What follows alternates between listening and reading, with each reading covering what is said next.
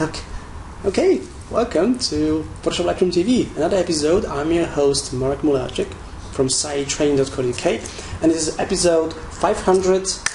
This is episode 52 of Photoshop Lightroom TV, your weekly video podcast about anything Photoshop, Lightroom, Bridge, and photography related. Another week, another set of video tutorials.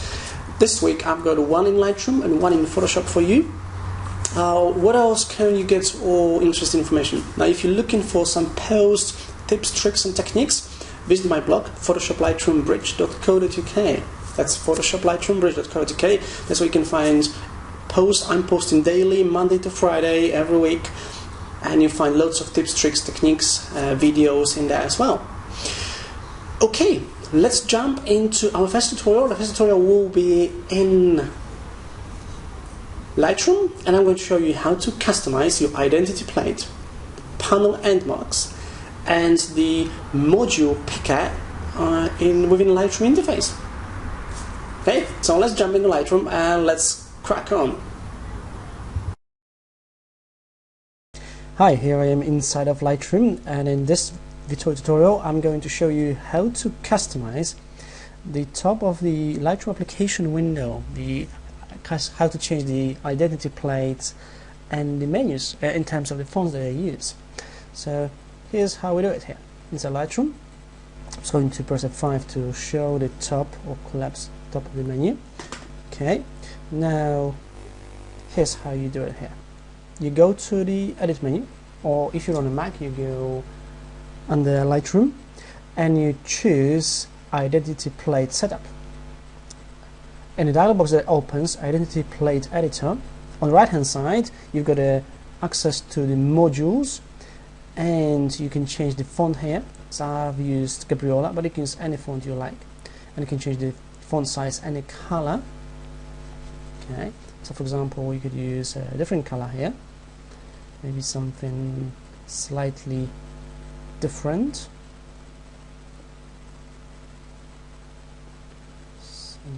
Something like that, for example. Okay, that's a bit too dark. Okay,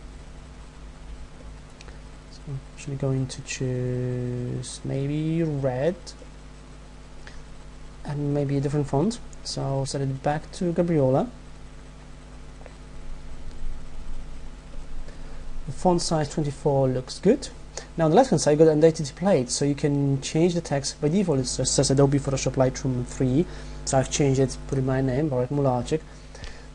Also make sure you enable identity plate, because sometimes people will start making changes here and they say nothing happens. They say I even tried to restart Lightroom and nothing happens. Yes, because you need to check enable identity plate, and by default it's not checked. Now you can also use a graphic, so you can choose use a graphical identity plate and then just locate a file. Ideally the file with a transparency, so I could navigate to some of the transparent images here.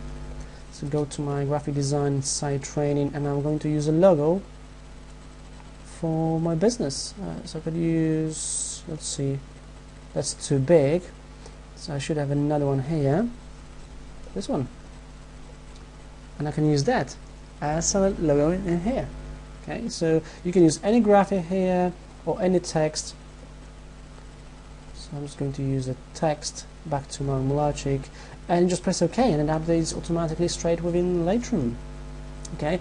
Also, one more thing here is the panel end mark that you see here. How do you change that? Well, you go to Edit and Preferences, or if you're on the Mac you go to Lightroom Preferences, and in the Interface tab you go to Panels, End Marks. You click on the drop down menu, and this takes you to all the panel end marks that come with Lightroom.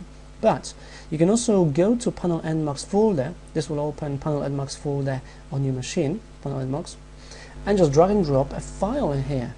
Okay, I'm just going to delete this one here, that one as well. So you just select the file that you want to use, or you just drag and drop the file in here. Now I made a mistake by double clicking on it. And then it will appear here on the list. If it doesn't, you may need to restart Lightroom so the change takes place. Okay? Then you select it, press OK, and it appears here. So that's how you customize the identity plate and the panel end marks inside of Lightroom. I'm on Lightroom 3. Thank you for watching. I hope you enjoyed it as much as I did. Welcome back. This was our first tutorial in Lightroom. I hope you enjoyed it. Now you may be wondering about the scenery. Now, as you know, I'm always on the road. I'm training Lightroom this week here in the beautiful countryside, beautiful English countryside. So that's where I'm filming now, and so I'm moving from different locations. Okay, so I'm cracking on Lightroom with some teachers and photographers this week.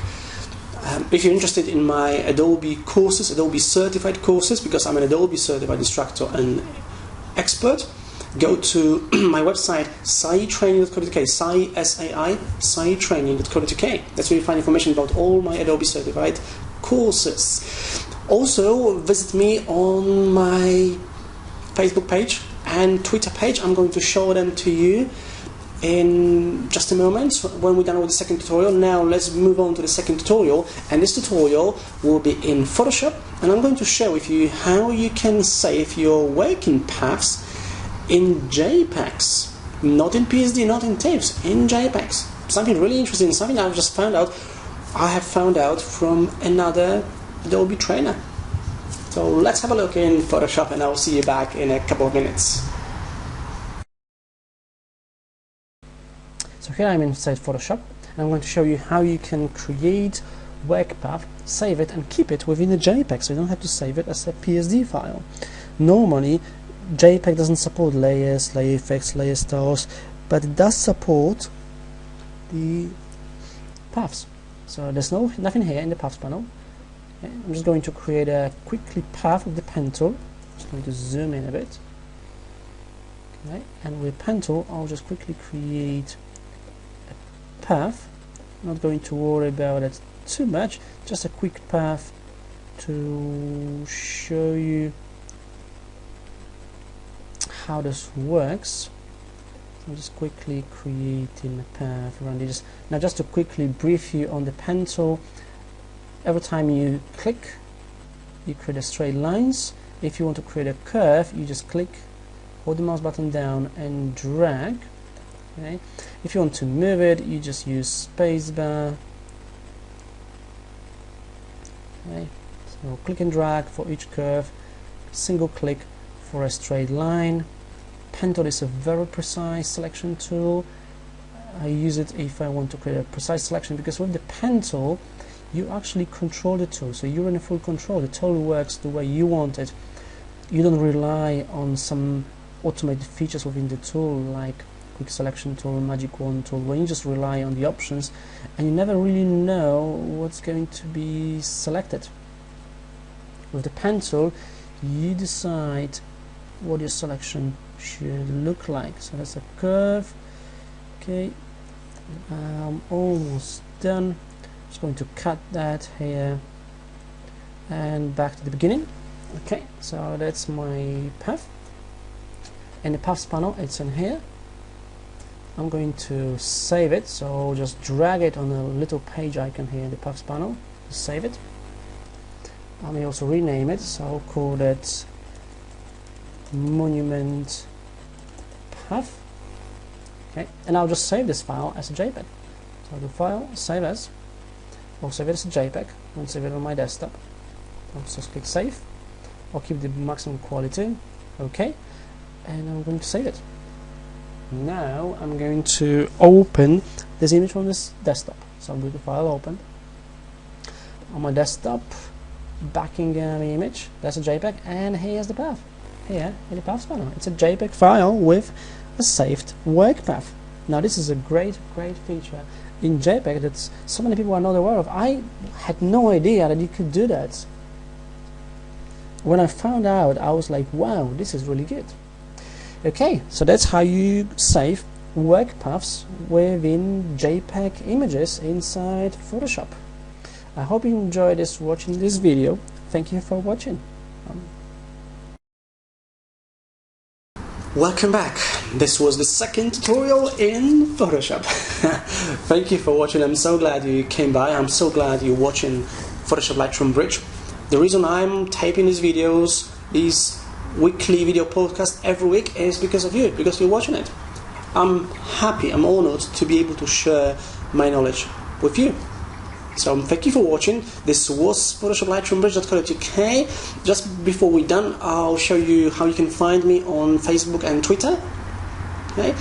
And I will see you next week on another episode of Photoshop Lightroom TV, your weekly video podcast about anything Photoshop, Lightroom Bridge and photography related.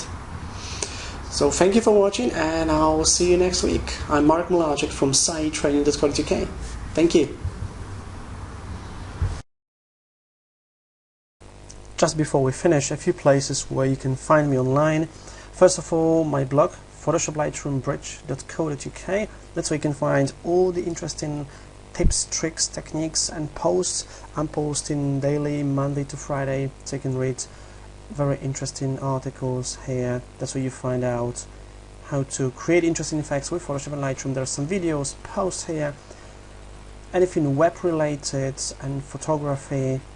So make sure you have a look on that, PhotoshopLightroomBridge.co.uk. Then if you're looking for me on Facebook, you'll find me here, Marek Mularczyk Sci Training. So you find me on Facebook. So come here and join me. If you're on Twitter, Marek Mularczyk, MARER13, Marek13. That's how you find me on Twitter. Okay, and with the same name, you also find me on YouTube, Marek13. And that's how you find me. Okay.